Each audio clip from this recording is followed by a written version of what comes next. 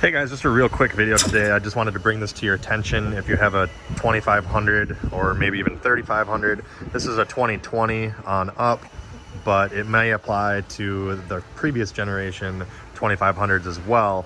Just something I noticed with possible water intrusion into the axle if you're going through any sort of deep water. So just wanted to show you this real quick. So here we are down at the steer axle, and you can see that the breather for the steer axle is only like 3 inches long.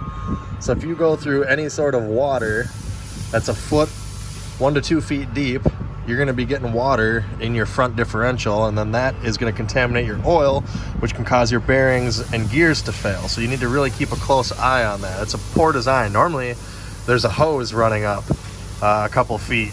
I don't know why they didn't do that. Now the rear axle is fine.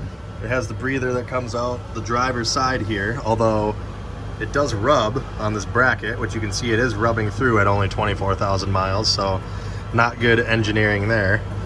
And it goes up about a foot or so. That's okay. They've also got a bunch of other hokey stuff here, like looks like just rubber hose around the rear sway bar with a hose clamp over it. I assume for some sort of dampening or sound vibration reduction, but this just looks kind of chintzy. I don't like a lot of the stuff they're doing here on the new 5th gen Ram, at least with the 2500s. And this is even worse than on my 1500.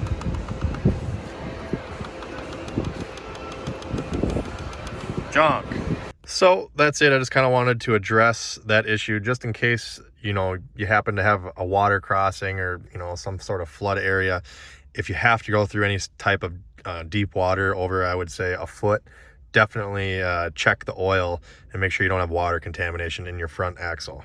If this video helped you out, make sure you hit that like button, subscribe for more videos like this. Check me out on Facebook at Tony the Truck Guy. Thanks for watching. Have a great day.